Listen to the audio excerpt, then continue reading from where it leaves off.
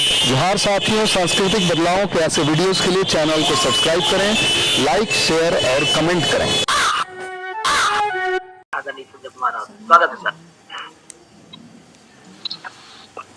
Sir, Sanjay Kumar Rao,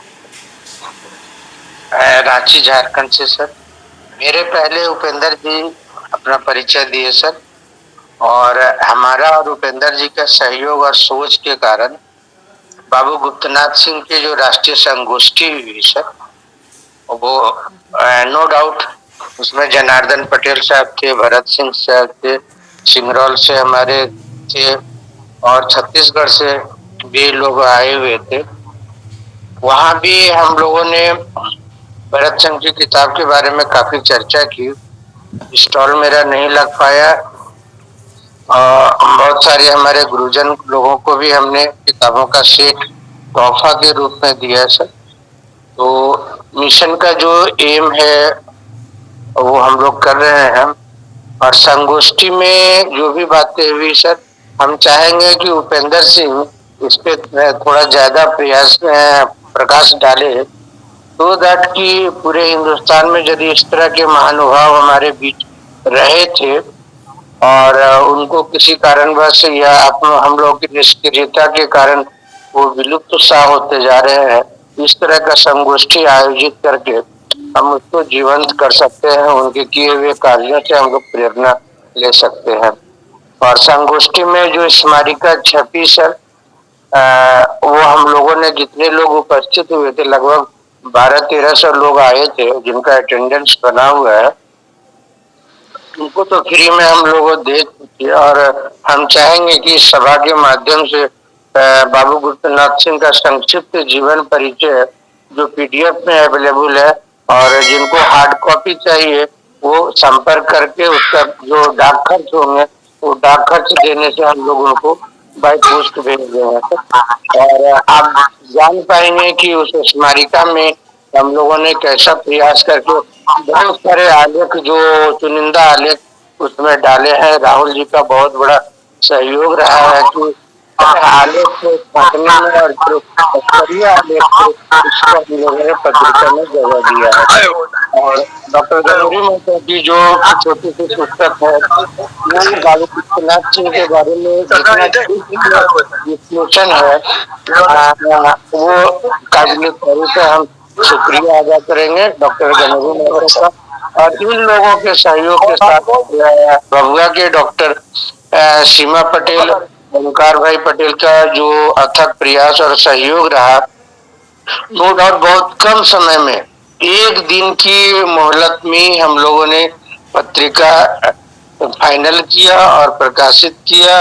और समारोह शुरू होने के 11 बजते बजते वो सारी पत्रिका पटना से भभुआ बाई रोड हम लोग अवेलेबल करा दिए। तो ये भी हम लोग के संघर्ष का एक गाथा है। हम चाहेंगे कि उपेंद्र जी अपने मुखबिर से इसको यदि व्याख्या करें तो वो ज्यादा झेले है हमारे तुलना में। और हम चाहेंगे उपेंद्र जी कुछ इसमें बोले सर। Over to. जी बहुत बहुत शुक्रिया सर। तो मैं आदरणीय उपेंद्र सिंह सर से अनुरोध करता हूँ कि सर आप आए और अपना जो बुक बाबू गुप्तनाथ जी की के उपलक्ष्य में जो संगोष्ठी का आयोजन किया गया था उस पर थोड़ा सा प्रकाश डाले सर। जी आदरणीय उपेंद्र सिंह जी, स्वागत है जी। पुनः सभी को प्रणाम सर। अभी मैं रांची से पटना आया हूँ, काफी थकान में है। मैं चाहूंगा कि पत्रिका और अन्य चीजों में राहुल जी का बहुत विशिष्ट योगदान रहा है। राहुल जी विशेष प्रकाश डाले तो ज्यादा बेहतर होगा।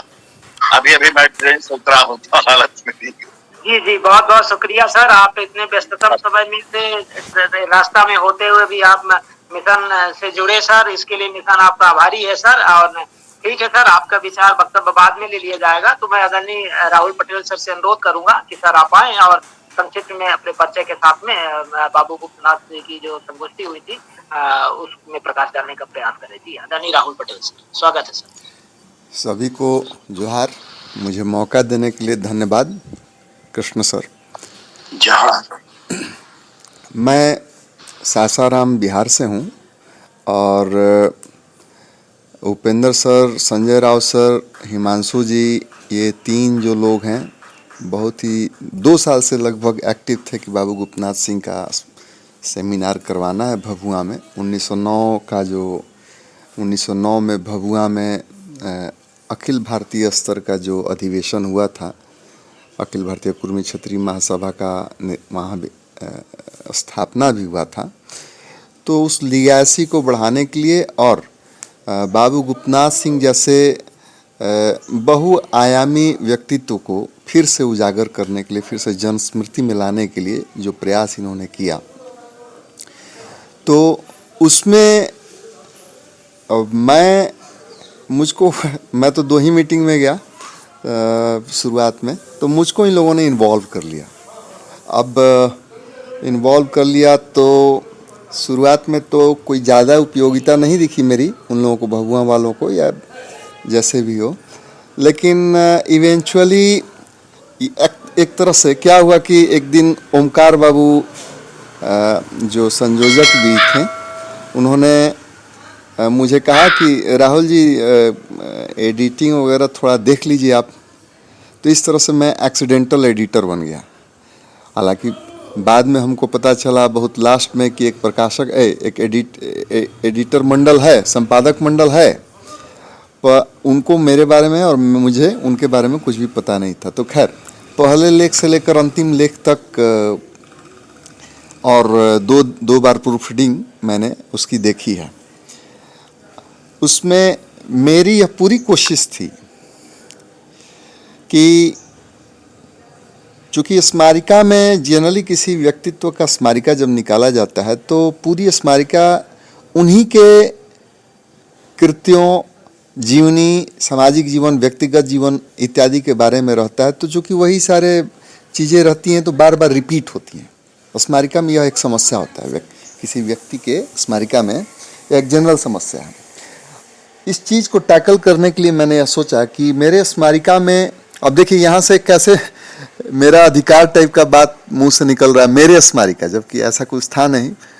चीफ एडिटर कोई और था, पूरा संपादक मंडल था, लेकिन चूँकि 100% काम मैं नहीं किया था उसमें, तो मेरे स्मारिका जैसा शब्द निकल रहा है, शब्दावली निकल रहा है। तो उसमें मेरी पूरी कोशिश थी कि जो भी लेख आएँ दोहराव न हो। तो बहुत सारे लेख छांटे गए, मैंने उनको रिजेक्ट कर दिया कि नहीं भाई, ये ऐसा नहीं था कि वो स्तरीय नहीं थे, जो लेख छंट गए स्तरीय नहीं था, ऐसा नहीं था। वो भी उसी तरह के अच्छे शब्दों का वाक्य विन्यास और ये सब थे उसमें, पर चूंकि दोहराव भरे थे तो जिसने भी पहले दे दिया तो ठीक है, अब बाद वालों का मैं क्या करूँगा उसको डाल के, वही चीज़ बार बार रिपीट होगा। तो उसमें देखेंगे बाबू गोपनाथ सिंह के बारे में वंशावली है, उनका जो इम्पोर्टेंट डेट्स हैं उनके जीवन काल में, कि कब वो जेल गए नमक सत्याग्रह आंदोलन में, कब वो उन्होंने क्या किए, सारे डेट्स हैं, विधायक बने वगैरह, किताबें उन्होंने 15 लिखी हैं, उसका अलग से मेंशन है। इसके बाद अधिकांश जो उनके बारे में है, तो लोगों की जो निजी स्मृतियां हैं, जैसे कोई उनकी पतोह है, कोई उनकी बेटी है, कोई उनके साथ काम किया है, चाहे मतलब जो भी उनके स्मृति अवशेष हैं, निजी स्मृतियां, उनको मैंने ज़्यादा से ज़्यादा इंक्लूड किया। मेरा मानना था कि जब लोग निजी स्मृतियां अपनी रखते हैं तो उस व्यक्ति का व्यक्तित्व निखर के आता है, बहुत अनेकों पक्ष उभर के आते हैं।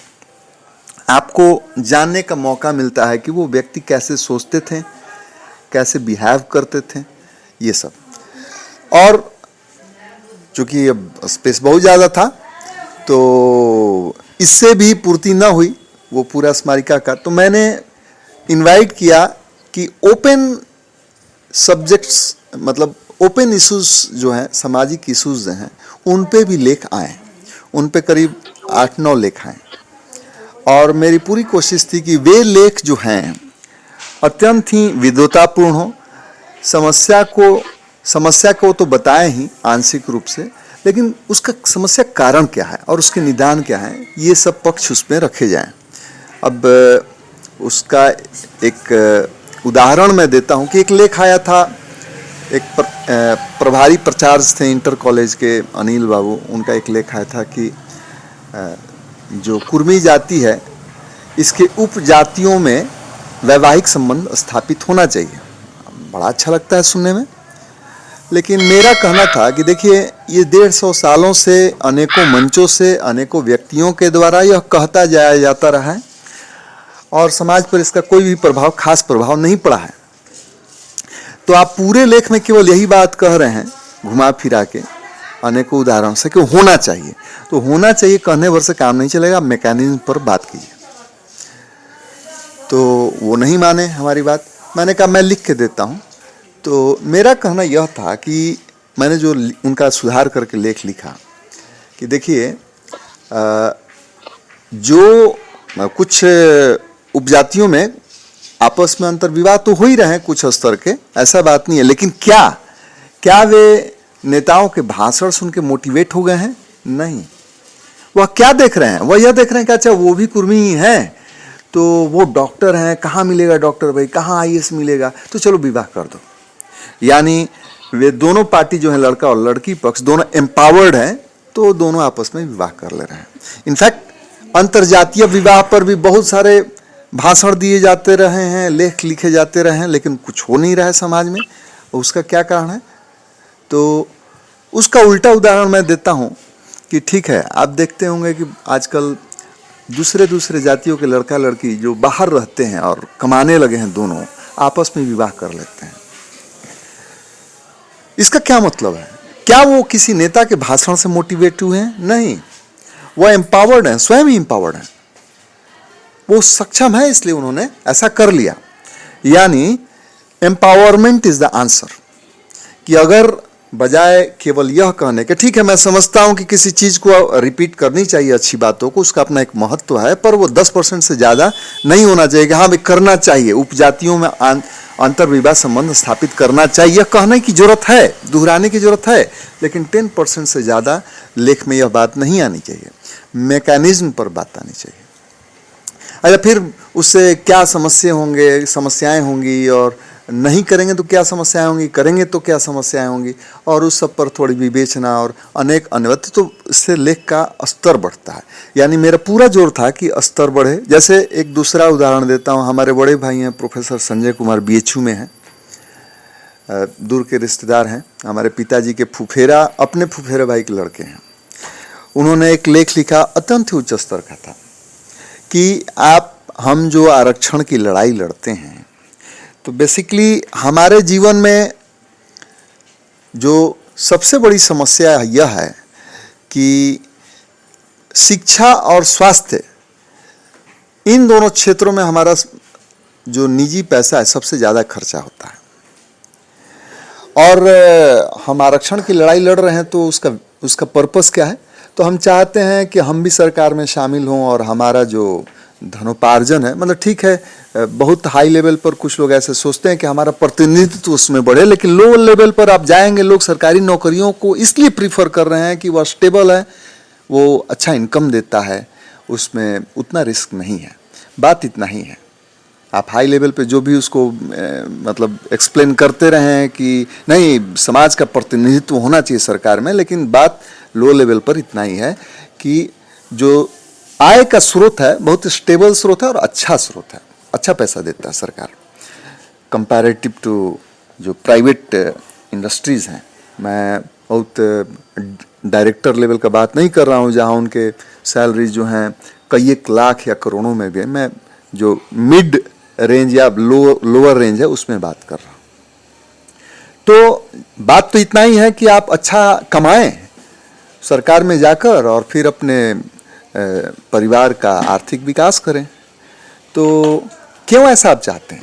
आप इसलिए चाहते हैं क्योंकि आप देखते हैं कि अगर कोई बड़ी सी बीमारी हो गई तो सारी जमा पूंजी खत्म, स्वाहा। शिक्षा में वही बात है, इंजीनियरिंग डॉक्टरी पढ़ाने में आपका पैसा स्वाहा, खेत बेचना पड़ता है, कर्ज लेना पड़ता है, गहने गिरवी वगैरह वगैरह चीज़ें होती हैं समस्या। मतलब आप अगर शिक्षा स्वास्थ्य में खर्चा करते हैं तो कहीं दूसरे जगह कंप्रोमाइज करेंगे, दांत चिपोरना पड़ता है क्वालिटी से, क्वांटिटी से।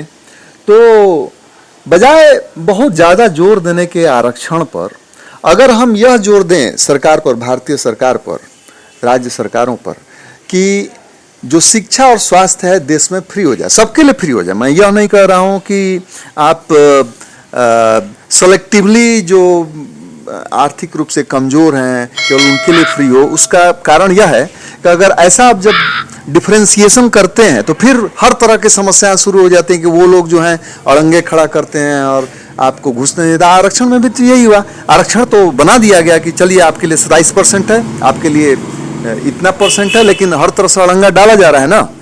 तो डिफरेंशिएशन नहीं करना है, सभी के लिए शिक्षा और स्वास्थ्य फ्री हो जाए। तो जब यह हो जाएगा और इस चीज के चलते जब हमारी निजी संपत्ति, निजी पूंजी जो है कम खर्च होगी, मतलब इन पर जो खर्च होता था अगर वह बचने लगेगा तो हम लोग फिर जो आम जन है फिर आगे की स्वयं सोचने लगेगा, आपको कुछ करना ही नहीं है। Basically it is an empowerment. तो ये बड़ा अच्छा व्यू था प्रोफेसर संजय कुमार का कि यूनिवर्सल जो हेल्थ और यूनिवर्सल एजुकेशन का जो पॉलिसी है अगर वह लागू हो जाए तो basically we will be empowered in long run. तो ये इसके अलावा एक और आपको बताता हूँ, डॉक्टर प्रोफेसर ओम प्रकाश चौधरी का लेख था शादियों की बढ़ती उम्र। तो उन्होंने लिखा कि जो शादी जो हमारे आजकल लेट शादियां हो रही हैं उससे क्या क्या समस्याएं हैं, वो मतलब उसका उपाय क्या है, हम लोग क्या करें, इस तरह के लेख हैं। तो जो सामाजिक समस्याएं हैं, जो वर्तमान समस्याएं हैं, उन पर लगभग 8 लेख हैं। मेरा भी उसमें एक लेख है जातिगत सामाजिक पूंजी, सोशल कैपिटल की बात कर रहा हूं कि आप जो सोचते हैं कि पर्सनल एफर्ट से एक लेवल तक आप चले जाते हैं और वह एक हीरोइज्म की तरह है कि भाई मैं अपने मेहनत से ये कर लूँगा, कहीं सरकारी नौकरी अच्छे पोस्ट पर चला जाऊँगा, IAS बन जाऊँगा, या फिर प्राइवेट में ही कहीं कुछ कर लूँगा। तो एक लेवल तक आप जा सकते हैं, लेकिन आप जानते हैं अपने अनुभवों से और दूसरों के अनुभवों से भी कि उसके आगे आप एक लेवल के आगे आप नहीं जा सकते। आप देखते हैं कि फलानवा जो है तिवारी, उनका प्रमोशन हो गया, वो IAS बन गए, वो मुख्य सचिव बन गए, लेकिन आपका कुछ नहीं हो रहा है। फलानवा मुख्य बैंक के जनरल मैनेजर, आपका कुछ नहीं हो रहा है। ऐसा क्यों है? क्या पर्सनल एफर्ट आपका काम नहीं आ रहा है? नहीं आएगा। कारण यह है कि आप नहीं जानते हैं कि सोशल कैपिटल एक बहुत बड़ी पूंजी है, कैपिटल है। आपका अपना प्रयास एक हद तक आपको ले जा सकता है, लेकिन उसके आगे आपको जातिगत स्तर का सोशल कैपिटल डेवलप करना पड़ेगा। अब ये जातिगत स्तर और फिर व्यक्तिगत स्तर का सोशल कैपिटल क्या है यह समझना है तो ऐसे समझिए शॉर्ट में कि आप अनेकों दोस्त बनाते हैं, हर एक जाति में बनाते हैं। उसका क्या फायदा होता है कि आपको कहीं कहीं काम पड़ता है, थाना में, ब्लॉक में, कहीं प्रमोशन करवाना हो, कहीं हमारे इंटरव्यू पैनल में बैठे हों तो हम थोड़ा पैरवी कर देंगे। यह व्यक्तिगत स्तर का सोशल कैपिटल है, इसका अपना बहुत अच्छा महत्व है। लेकिन आप जानते हैं कि अगर थाना में, हम तो बिहार में देखते हैं, यूपी में भी शायद होता है कि थाना में अगर एक पंडित चला जाए, भूमिहार चला जाए, तो उसको कुर्सी थानेदार देगा, आपको नहीं देगा। उसका बात जनरली सुनेगा, आपका नहीं सुनेगा। ब्लॉक में ऐसा तिवारी कह रहे हैं तो फिर वह जो आपका अलग से है, आप दरबार लगा सकते हैं कहीं पे। मैं गया था पटना में प्रेस इन्फॉर्मेशन ब्यूरो ऑफिस में, एक हमारे ही समाज से डिप्टी डायरेक्टर हैं, वो बता रहे थे कि एक चपरासी है, पंडित है, वह जो है दरबार लगाता है क्लास B ऑफिसर लोग का, दरबार लगाता है, मतलब बैठता है, उन लोग बोलता है, वो लोग सुनते हैं, कहते हैं हाँ जी पंडित जी बोलते हैं। कैसे ऐसे हो रहा है? क्योंकि आप एज्यूम कर लिए हैं कि भाई वो पंडित है, बड़े जाति का है। यह क्या है? क्या यह व्यक्तिगत स्तर का सोशल कैपिटल है? नहीं, यह जातिगत स्तर का सोशल कैपिटल है। तो हमें अपने जातिगत स्तर के सोशल कैपिटल पर ध्यान देने की जरूरत है और सामने वाले के जातिगत स्तर का सोशल कैपिटल गिराने की जरूरत है। इस पर लेख है। तो मैं यह कहना चाहता हूँ कि स्मारिका आप लोग मंगाइए, उसको पढ़िए, अत्यंत अपनी समझ बढ़ाइए। ऐसा हो सकता है, ज़्यादा चांस है, आप लोग विद्वान लोग हैं तो आप उसके बारे में ऑलरेडी सोचते हो, लेकिन किसी भी सोच के दूसरे पक्ष भी हो सकते हैं, दूसरे पॉइंट ऑफ व्यू भी हो सकते हैं। तो उनको जानने के लिए आप लोगों को जरूर स्मारिका मंगानी चाहिए, पढ़नी चाहिए और लोगों को इसके बारे में कि ये कॉन्सेप्ट है, वो कॉन्सेप्ट है, डिस्कस भी करना चाहिए। मैं इतना ही कहना चाहता हूँ। धन्यवाद। जोहार।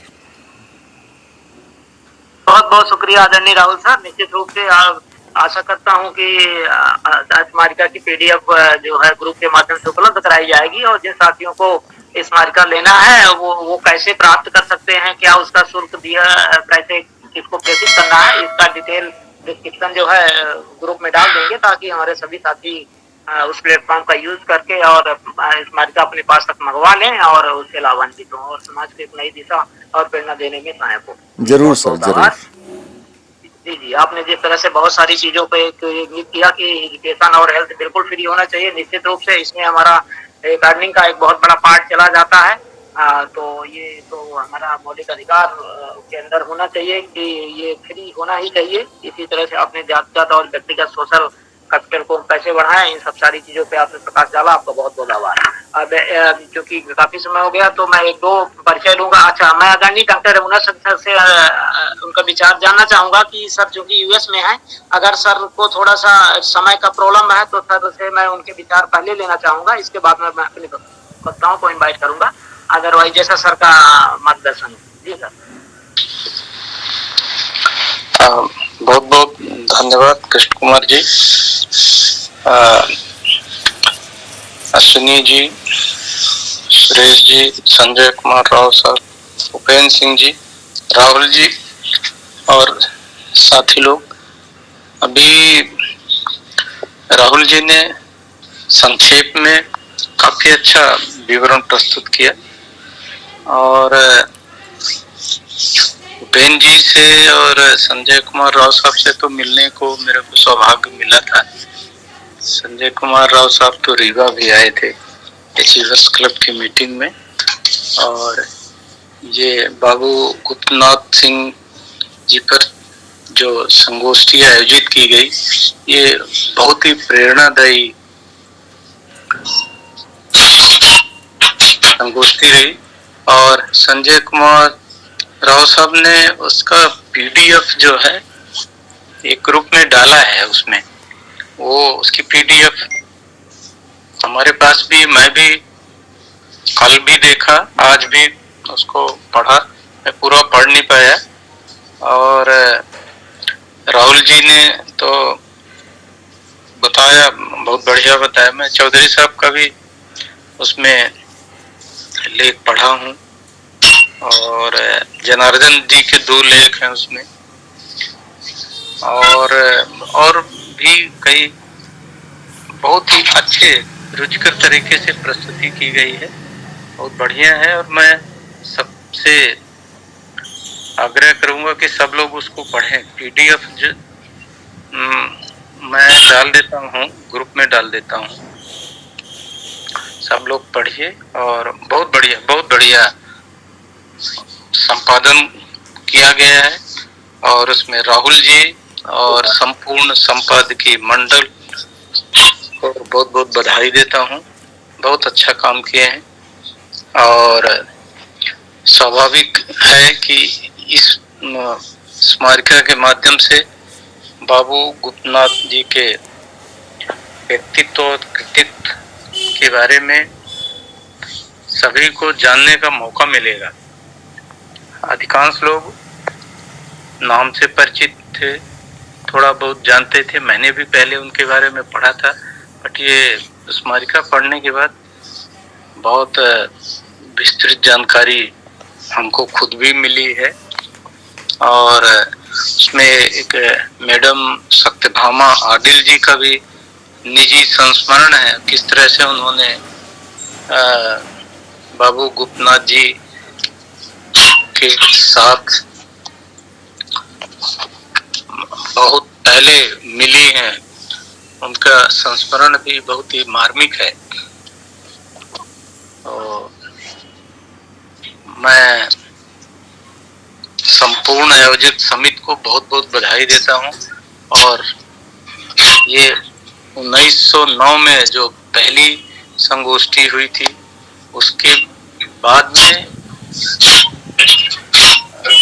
संजय कुमार राव साहब बताएंगे या उपेंद्र सिंह साहब बताएंगे कि बीच में कोई संगोष्ठी हुई या उसके बाद ये पहली संगोष्ठी है। तो बहुत बढ़िया। और इस तरह के महापुरुषों के बारे में संगोष्ठी होती रहनी चाहिए। इससे वर्तमान पीढ़ी को और जिन लोगों को पढ़ने का, जानने का अवसर नहीं मिला, तो इस माध्यम से हम उन तक और आने वाली पीढ़ी तक इस संदेश को पहुंचा सकते हैं। तो ये मेरे को संगोष्ठी के बारे में यही कहना था।